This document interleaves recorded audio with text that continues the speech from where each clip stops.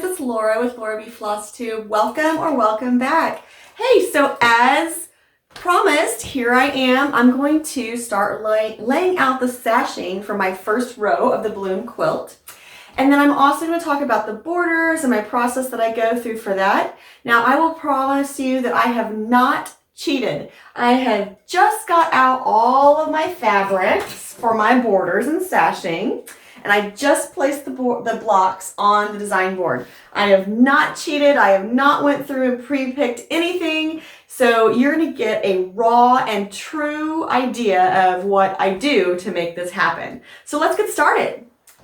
As you can see on my design board here, I have all of the sashing and border pieces that I had cut way back in week 1 when we were cutting all of our fabrics.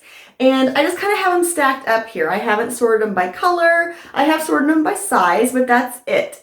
So I will tell you, I've done this a few different ways. I have went through and sorted everything by color, and I tried to get even placement and even distribution throughout the entire quilt before. I've totally done that. I've also just left these in a bag and pulled them out randomly, and I've had decent results with both of those ways, okay? So I don't want you to think that this is the only way to do it. Whatever you feel is good for you and your quilt is the way that you should do it, all right? So what I want to do this time is I'm just going to lay out this row, and I'm going to just kind of try to get an even color distribution in this row. And then for each row in the quilt, that's the same thing I'm going to do each time. I'll wait until I have the 4 blocks for a row. I'll put them up here below the previous rows, and again, just lay them out and try to get an even color distribution. All right, so this first row though is like total blank slate, right? So what I'm going to do is just pick out some fabrics, pick out some blocks, put them up there, and then I'll show you how I get them from the wall to the machine. All right? So I'm probably going to talk here much, but you can watch me place my fabrics.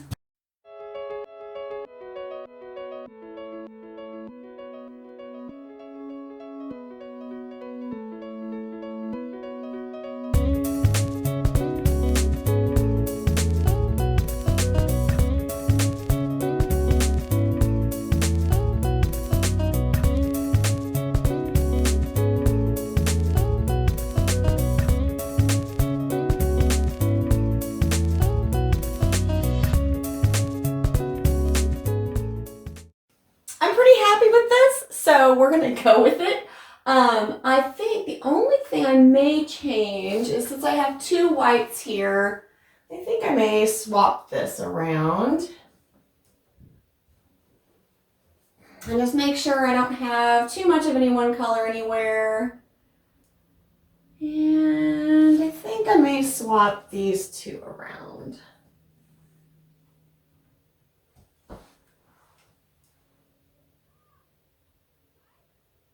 Actually, I may swap. See, this is when you start playing and you're like, stop, just stop, right?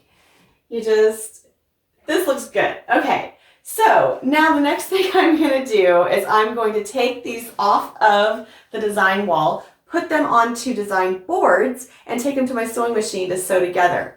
So basically for that, it's pretty easy, pretty simple concept. Let me get all my fabric stacked back up here. Whoo, did I make a mess with that? I have a design board for each one. And you know, I have done this different ways as well. I have done 1 block per board, and I'll have 4 boards to stack up, which is probably what I'm going to do just because there are quite a few pieces. The other thing that I've done, if you don't have quite as many pieces, is I'll just stack the blocks right on top of one another on one design board and just go down through the layers as I'm sewing them together at the machine. But like I said, I'm going to go ahead and use 4 boards for 4 blocks this time. Now, I didn't get those on there perfectly, but it's good enough to know exactly where those pieces go in the block.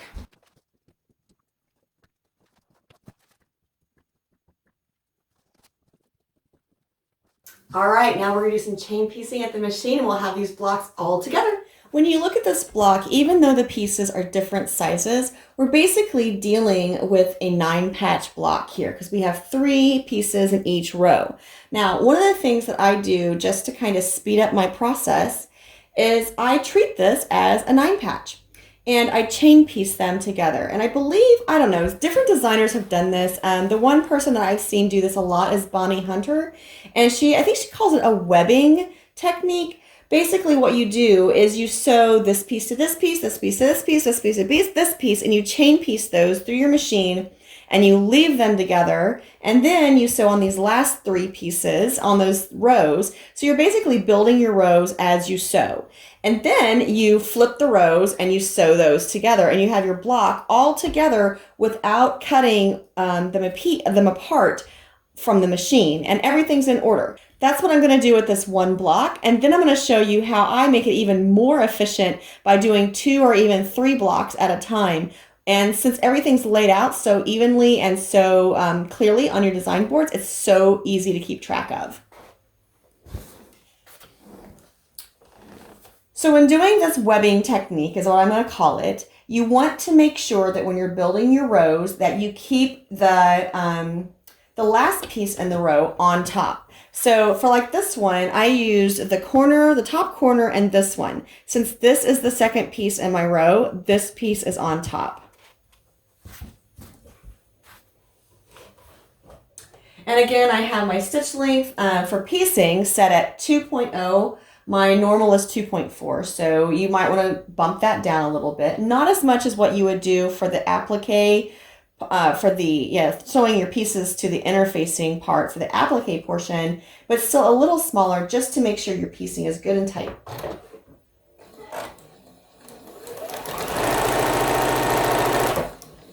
I'm also using my 1/4-inch foot because, oh my goodness, is that so nice. And again, since that flower is the second one in my row, it goes on top.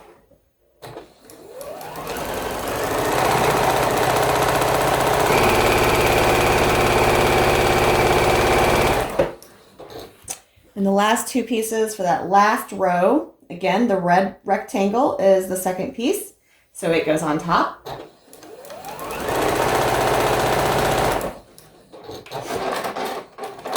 Now I'm going to cut all of that apart off the machine, leave them together. I'm not cutting anything, also not pressing anything, and get the last piece for that top row.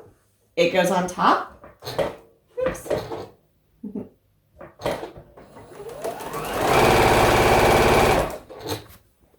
Flip my flower for the middle row, grab this piece.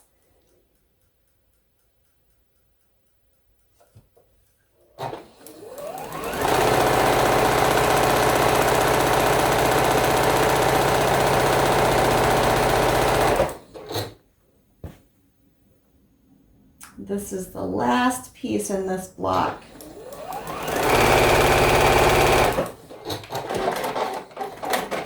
Now all 3 of these rows are together, and when I flip the pieces out, that's exactly what the block should look like. Now, if you haven't done this quite, well, even if you have, before you start sewing rows together, I would encourage you to flip your pieces out, look at the block, and make sure that is the way it's supposed to look.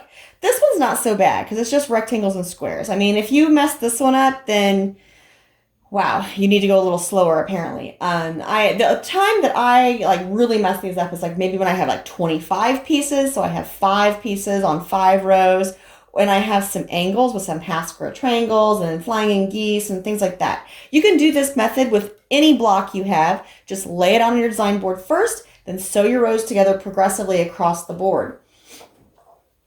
All right, so the next thing I'm going to do is I'm just going to flip that top row, and I'm not cutting any of my threads. So all of these threads that I have that joined them together when I was sewing are still there. They're perfectly happy and fine. Now, the one thing I would say is I typically press to the dark, all right? So these big rectangles and on the middle row, I'm going to make sure that these seams go out away from this white cloth, because that white cloth, even though it's really good quality cloth, it's still white and it's still going to show that color if it's not. So you kind of finger press those and keep track of where your seams are at. And then I like nesting my seams. So I'm going to make sure this top row, first square, that seam goes towards the middle because the second row rectangle is going to go towards the outside. I'm just going to hold my finger there. You can feel it. If you have sewn or quilted at all, you know what it feels like to have a seam nest. You know that feeling. It's so wonderful. It makes me very happy. All right, make sure I keep my edges together.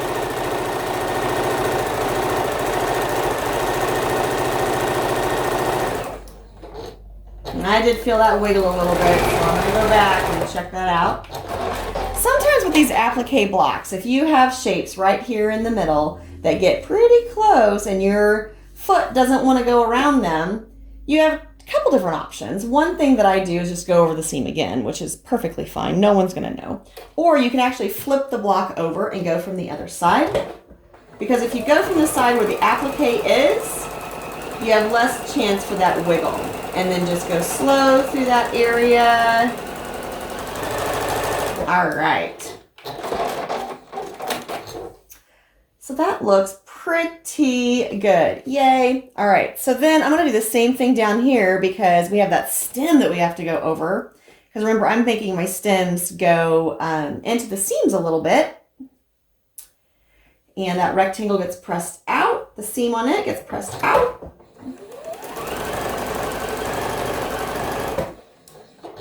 Now I also have a setting on my machine that I could use to float my foot, so it just gives it a little more give. I'm just going to remember to go slow over that seam, or over that stem rather.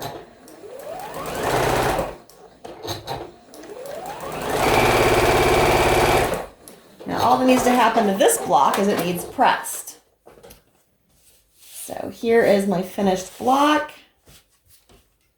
Check your corners, make sure everybody's lined up all happy, and they are. So this is just going to go back on the design board, and it's going to hang out on the ironing board until I press all of my blocks. As promised, I'm going to share with you another technique that I use to be even more efficient when building these blocks out. So I have 3 blocks left on my row. And so what I'm going to do is I'm just going to do the first. Just like I did the other one, I'm going to grab the first 2 blocks from the first row.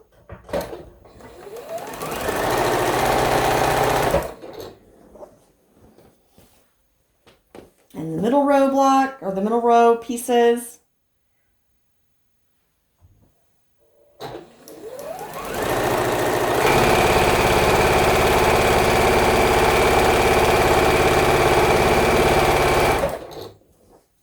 And that third row.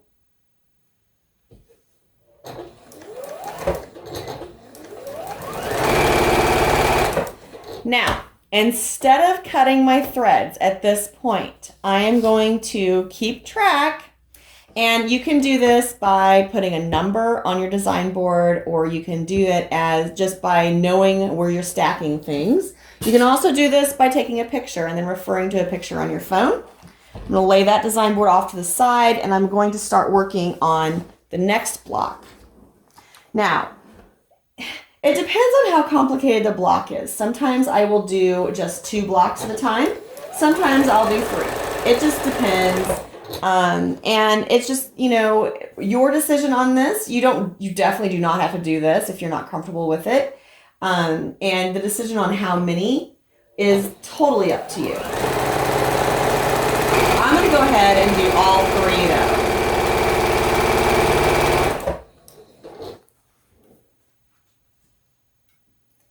I feel like I can keep track of 3 blocks. Okay, so there's the second block. And again, I'm stacking these up just as they are over to the side. So then I'm going to start my third block, which is actually the 4th block in the row.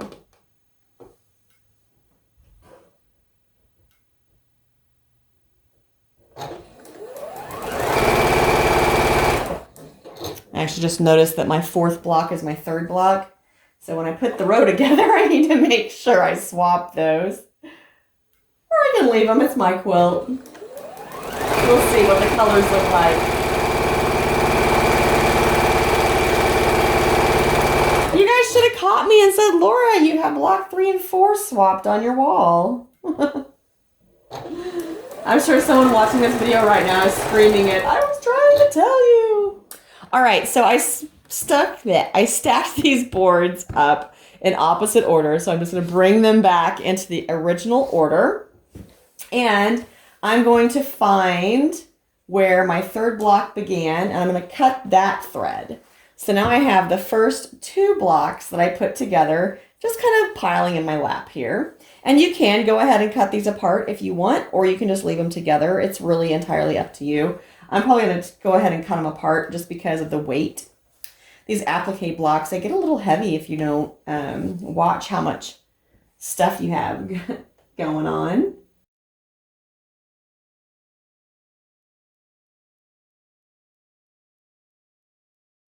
Okay, so I'm done with that block. Get the next one up here.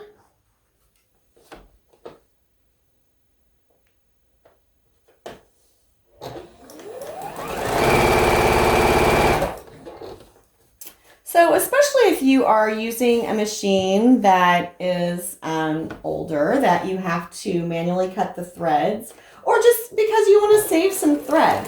This is a great way to be more efficient with your thread because you're not, cutting it and getting all those tails as often. And it also keeps all those tails off your piecing. So I love this method for that. Now, obviously, there are some blocks that you definitely want to press between adding on more pieces, depending on the complexity of the block. But for things that are pretty simple, like this little 9-patch variation, this is a great method.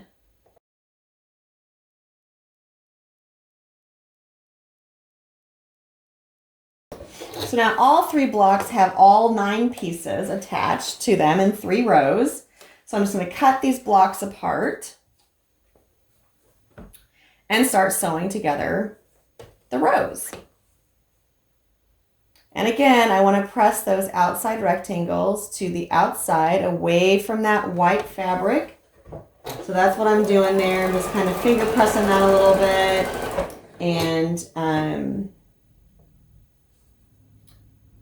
nesting those seams.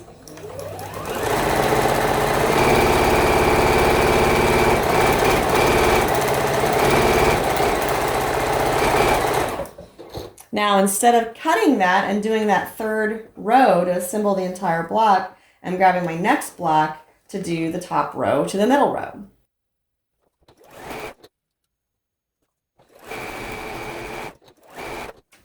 I'll go back and grab the 3rd block that I was working on.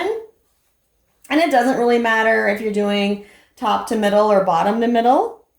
They all have to go together, so whatever side you grab is fine to start with. Just make sure you have the seams nesting the way you want them to. Now, if you are an open seam quilter, then obviously you'll have to account for that. Meaning you like to press your seams open. I just don't do that, especially on something this basic of a block, because I haven't found that it really matters. But that's my opinion, and if you have a different one, you are definitely the boss of your own quilt, so you do your thing.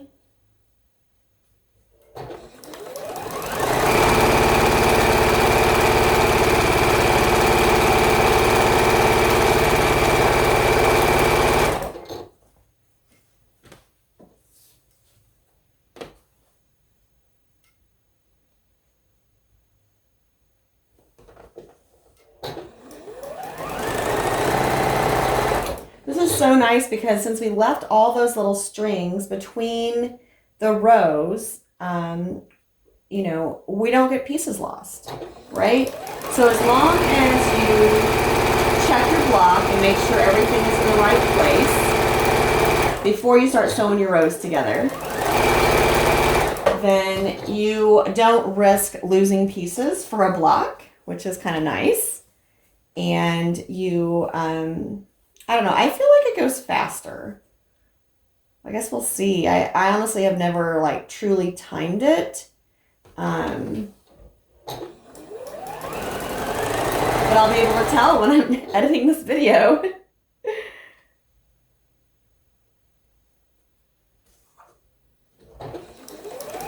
Alright, so we are almost done with our 4 blocks for the first row.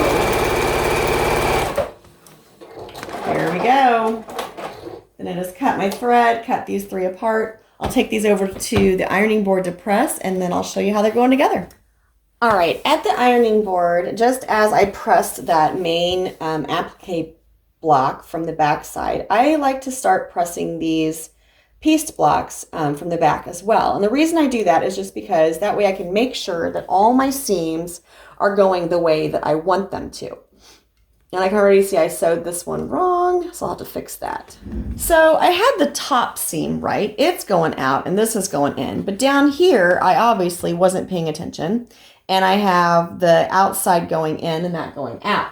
Now I don't need to take apart that whole entire seam. That's just a waste of time and energy. All I'm gonna do is slip my seam ripper through a couple of those seams right there at that seam.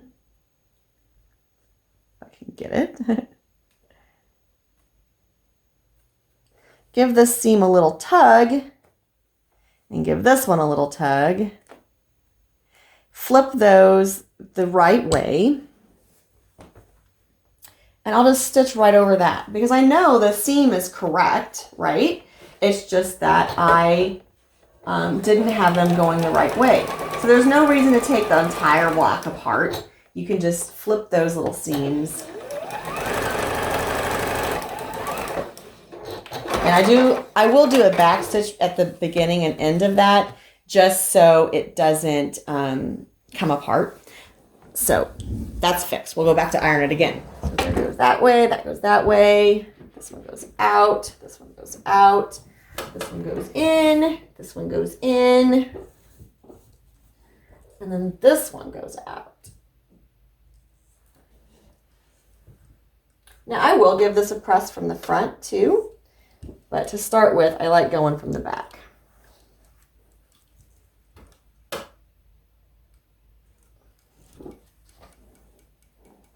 Isn't that cute? The reason I do from the front as well is that way, just in case we get any of those little duck pleats, as some people like to call them, where your fabric isn't quite all the way, you know, pressed to that seam. That way you can get all of those out as well.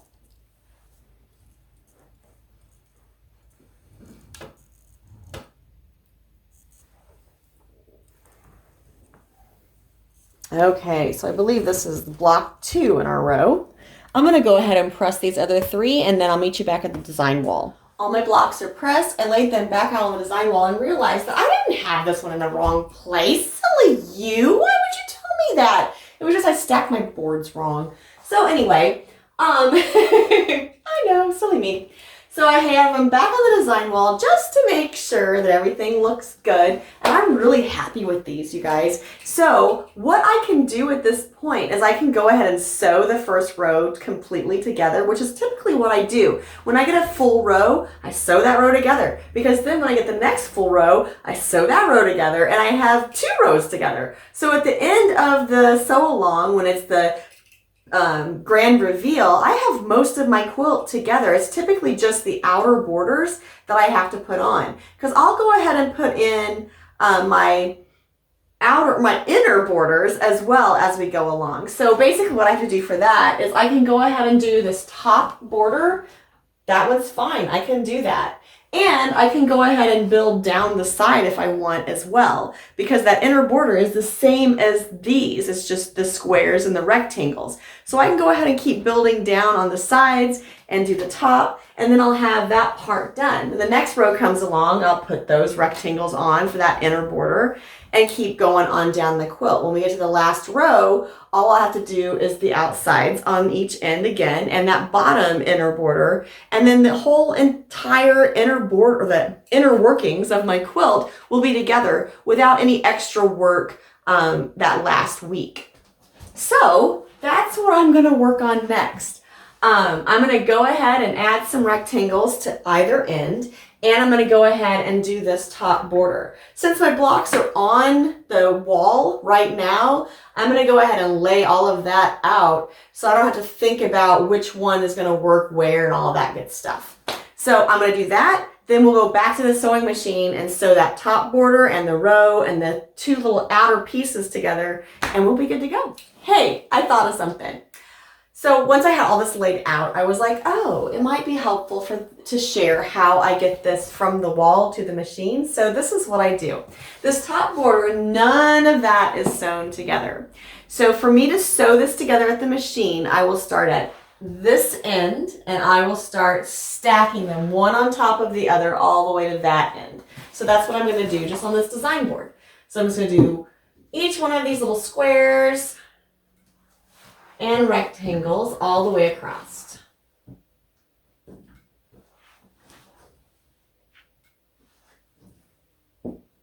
Now sometimes what I have done, which I didn't do this time, I will take a picture of it on the design wall, and that way when I get to the machine, just in case my pieces get out of order for whatever reason, then I have a reference point to go with. All right, so this is my top border. So I'll put those at kind of about the top of my board. And then for these three on this end, I will just lay them on that end of my board, like that. And the same thing on this end. This is why design boards rock, you guys. This is so much easier than trying to remember what goes where. So all of these are laid out. I know this is that end, and then my blocks are in the middle. And I could go ahead and put my blocks on here as well, but I'll probably just get a separate design board for those. Okay, if you are a type A organization freak like me, this is what your time to shine. So remember, I have my board all stacked up with all my pieces over here. And what I'm going to do is I'm going to start by sewing the ends. And those ends, I honestly am just going to do just the way they are. I'm not going to do anything too fancy with them. I am going to do it at the same time, same technique as with the chain piecing that we did for the blocks. But that top row, I'm going to leave it for right now. So I know top piece is on the top.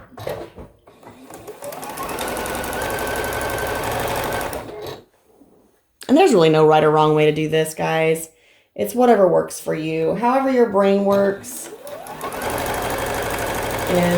the way you should do it.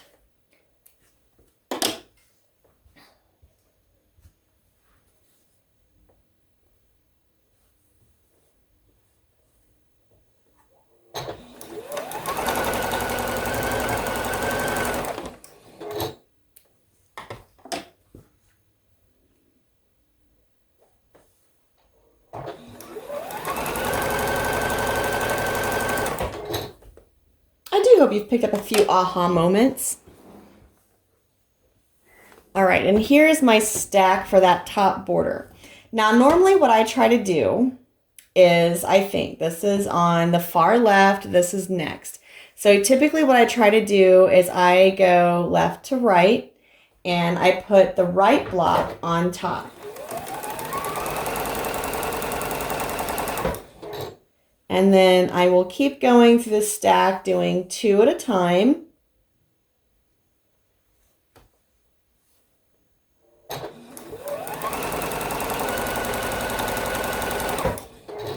This is on the left, this is the next right.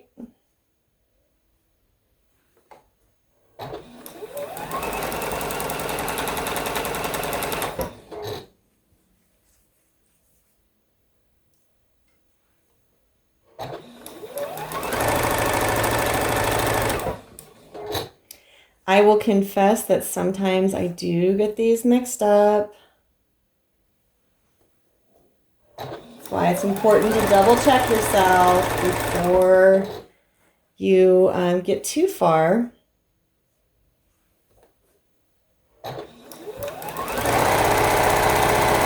It's not really going to matter that much with this design, but some it would.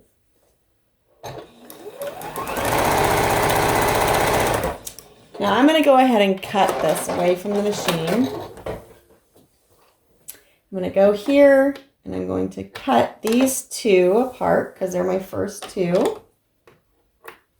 And then these were the first ones up, so I know that this is here.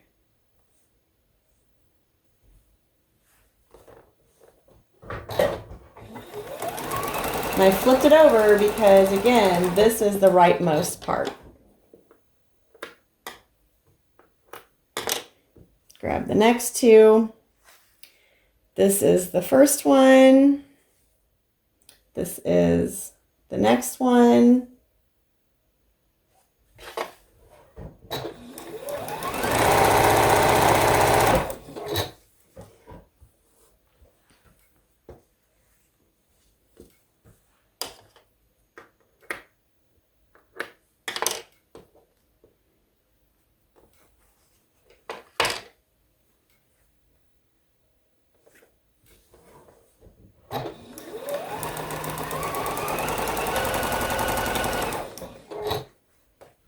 And here's another little tip. I know that this is the end, so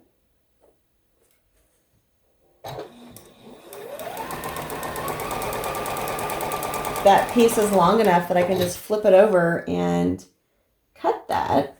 So that's kind of helpful. I have these two to sew together. We're almost done with that top row. Now remember, I haven't pressed any of this yet, but that doesn't mean that you can't. It just means I haven't. Here's my top row. That's what I mean. You gotta pay attention sometimes.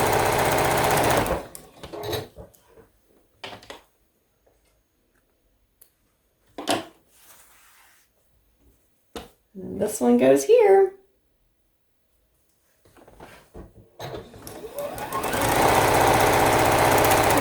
This probably looks a lot more confusing than it actually is. But as you can see, I have my two squares to start the row, and then a rectangle, two squares, rectangle, two squares, rectangle, two squares, rectangle, two squares. So there's my top row. I'll get that all pressed. And when I lay this on my design board, I will lay this so this brown square is on top. And I know that it goes to the far left. So I will lay that out just like this, so I keep track of where that border goes. Now it's time to do my blocks. So I have block 1 and block 2.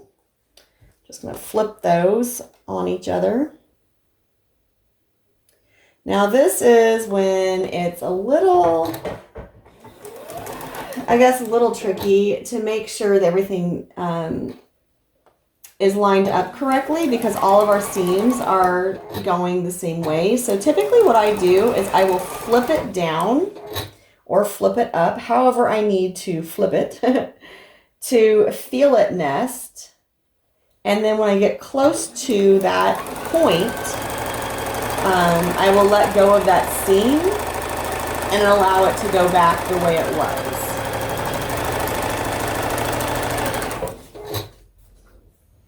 Here's block 3 and block 4.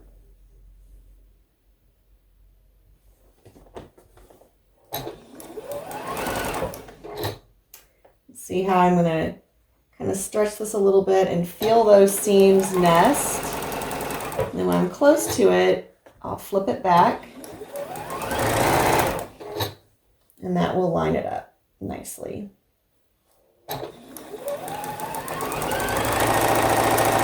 And then I'm holding this down here as nested. And then when I get close, I'll let it go, let it roll back, and finish that out. Now I just need to sew 1 and 2 to 3 and 4. And, you know, before I put these all together, I will give them a good press. Finger pressing is amazing, but you definitely want to make sure you press it with your iron just to have the best results possible. Oops.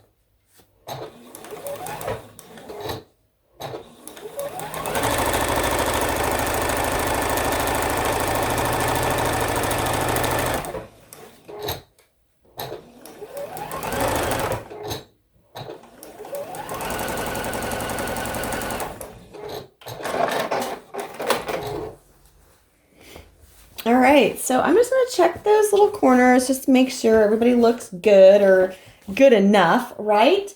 And then this looks good, so I'm gonna press all these pieces. I like that top border and the ends on. Actually, I take that back. I'm gonna go ahead and do the ends. I can do that. And these, I am gonna go ahead and let them nest.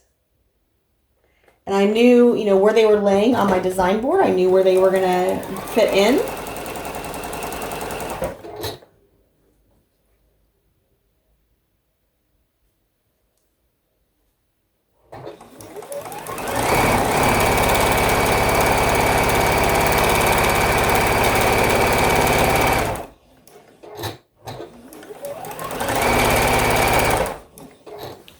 And this row is long enough, I can just flip it around without having to cut my thread. But remember, this is the top, so flip that strip around.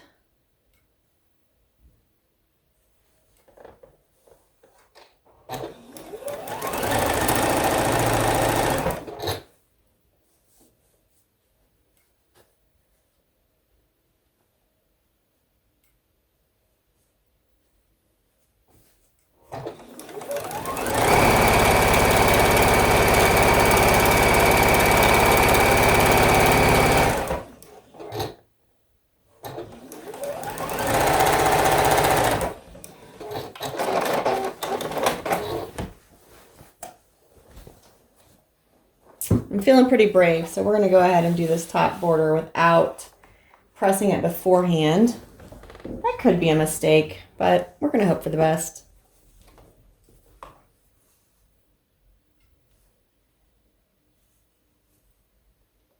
Now that top border, since it's not pressed, I'm just going to flip its seams however to make it nest with that first row.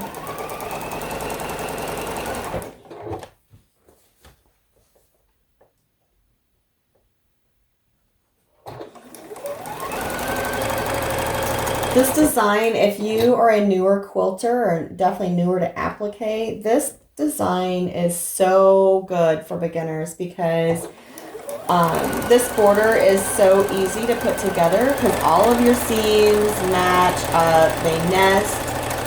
You don't have little, you don't have funky things to line up anywhere. All squares and rectangles, this border makes it really easy.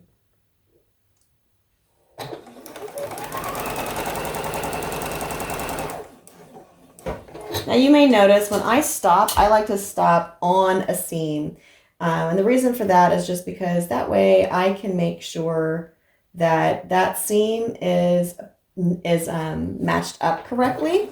And I don't have to worry about it, shifting on me. So I'll stop like right at a junction or an intersection. Or pretty close, maybe, maybe one stitch out, but not too far out.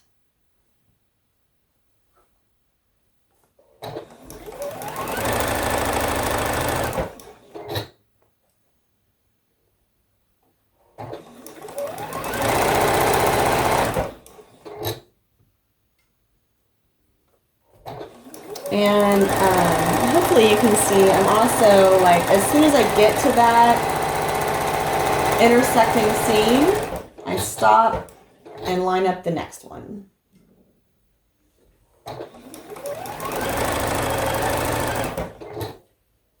And that's just kind of how you do it all along the top to get that top border on.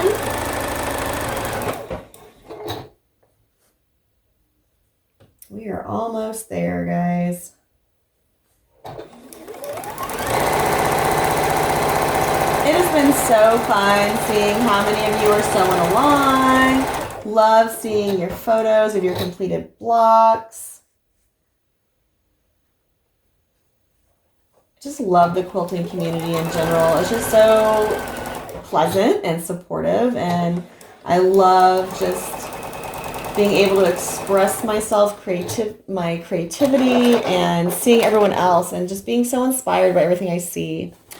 All right, so this is my first row and top border all together. I'm going to give this a really good press and I'll put it back on the design wall to wrap. We are back at the design wall with the first row of the bloom quilt. I am so happy with how this has turned out. It's just cheery and happy. It makes me smile. So that's all good things, all good things. So in addition to having our first row of blocks done, we also have that top border and our side border started. So we are making really good progress on this quilt at this point. Now the next thing that I have to do is the next 2 blocks. So I'm going to do the same process for each row from here on out for the quilt. I'm going to make the 4 blocks for a row, and then I'll assemble those and then add them to the previous rows as I get them done. So I hope you've enjoyed this video. I hope you've picked up a couple tips and tricks. I would love to hear your comments. I would love to see your blocks. So please tag me on social media. I'm definitely on Instagram, Laura B. Flosstube. Use the hashtag bloomqal2023. Leave a comment below. Ask me any questions you might have. I'd be happy to respond and give you some answers or point you in the right direction. I'd also love to hear from you. If you want to email me pictures of your blocks, that's great too. You can get that on the main page of my YouTube channel, or you can message them to me on Instagram. I definitely check those requests, so even if we're not connected, I will check those requests, and if you send me pictures of your blocks, I'd be happy to share them in an upcoming video. Thank you for joining me for another Bloom Sew Along video. I just appreciate every one of you cheering me on and giving me comments and feedback. Be sure to like the video, share it out to your friends, and wait for the next one. It should be coming pretty soon. So we'll keep these going until we get our quilt together. And until next time, happy stitching!